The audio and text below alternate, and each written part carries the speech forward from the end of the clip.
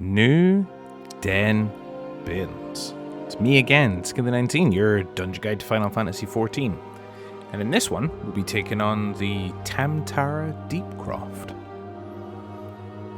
So let's just jump straight into it. Now, again, this is obviously going to be from the POV of the tank, but for this one, and from probably all the dungeon guides from here on, there's going to be a lot more speeding up through the general mob sections of the game, just so I'm not wasting too much of your time. So, as is standard with pretty much all your dungeons, you're going to run through your normal trash mobs like these guys here, and we're going to slowly make our way through the dungeon, fighting through all these mobs and eventually get to our bosses. Now, this dungeon is a little bit different in the way that you don't really have major bosses. There is 3 what I would class as like mini bosses in this dungeon before you fight the major boss at the end, which is interesting because most of the other dungeons have 3 set like bosses, or they're big monsters that you would fight. So this one is slightly different in that regard. There's no puzzles like in Sastasha, there's no like memorization that you need to do. But as usual, when we cross the first purple line, there is this group of enemies that you need to fight. There is absolutely no mechanics that you really need to be aware of. The only thing you need to know is that once you've killed all the enemies, this new enemy will spawn. The Void, I believe it's a Void Scent. Once you've killed him, that's it. That's your mini-boss fight. So this, one of 3 mini-boss fights, is fairly straightforward and fairly simple. He can sometimes do a frontal cone if he's allowed to live that long, but most of the time you'll burn him down before he even attempts it. Once he's down, you want to activate your cultist orb there to activate the next step, and then continue on running through all the mobs in the dungeon.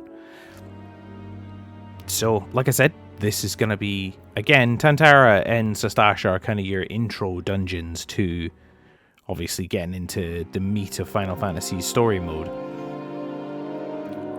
And because of that, the actual mechanics within these first ones are fairly simple, so you don't really have to worry about too much, no matter what role you're playing. Even as the tank, again, the only thing you need to worry about as the tank is just the controlling the aggro and making sure you're grabbing the enemies and making sure they're not getting to your teammates.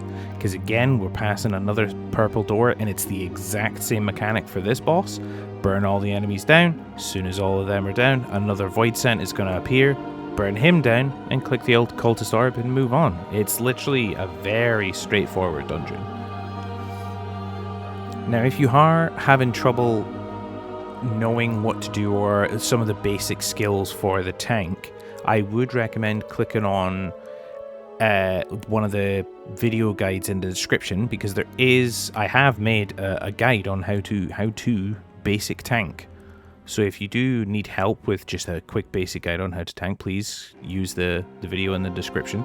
It will walk you through all the basic steps that you need to know as a tank, which I think later I'll be updating with an intermediate guide that'll have a bit more complex strategies into it. But for the beginner ones, all you really need to know is the main bread and butter combos for the tank. So by all means, go watch that.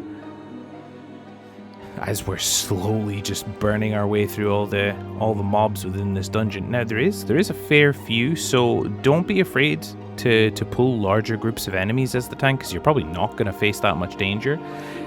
The only reason I'm pulling them one by one really slowly is because obviously I'm making this guide, so I want to take the pace a little bit slower than I normally would, just so most people can see what to expect from each of these dungeons. So in reality, you can absolutely just run through these dungeons really quickly, and you could probably grab 2 or 3 groups of these enemies and you'll be perfectly fine. But for this third and final mini-boss area, you'll see that there's a giant barrier blocking us from getting into the actual mini-boss itself. You need to come over here and defeat these 4 enemies in this room. But this time, a Void Scent will not spawn, obviously, because there's no central mage here. Once these 4 guys are down, you're going to want to grab the cultist rosary that you can see that's sitting up on that pedestal up there, because that is what you're going to use to run over to that barricade that was blocking the boss room. So yeah, you pick this up, you'll run back over to that barricade we were just at, and then use this cultist rosary to actually take down the barrier to enable you to actually get into the mini boss room. And then for this third and final mini boss, it's literally the same mechanic again, just slightly more enemies. So burn all of these guys down as quick as you can. As soon as they go down, yet another void scent spawns. There's literally no real mechanics that you need to worry about. It's more of a tank and spank. Just take them, kill them, get it done. Once this void scent is down, this time you click on both of the cultist orbs. Or you activate both of the cultist orbs, I should say. And once you do that, that should activate the cutscene for the boss.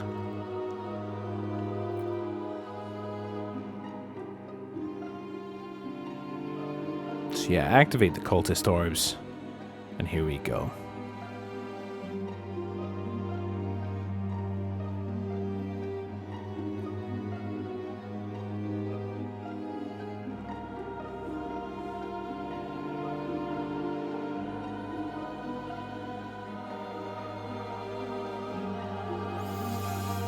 Now, for this boss, he's not actually that tricky either. He doesn't really have...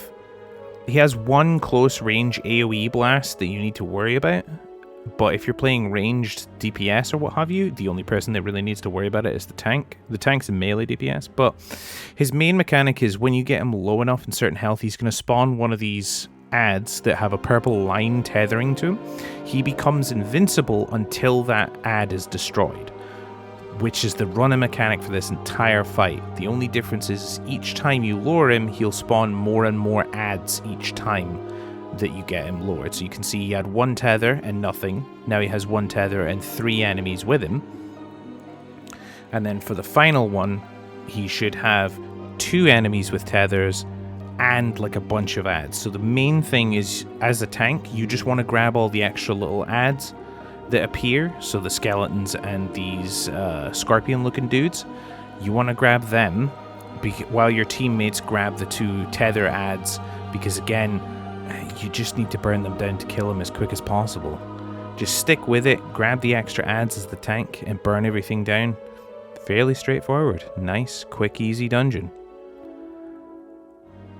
And you should have him down with no problem at all. So, I'm Skilly19. Thank you very much for watching this guide. Don't forget to like, favorite, ring the bell, and I'll see you guys for the next guide. Bye!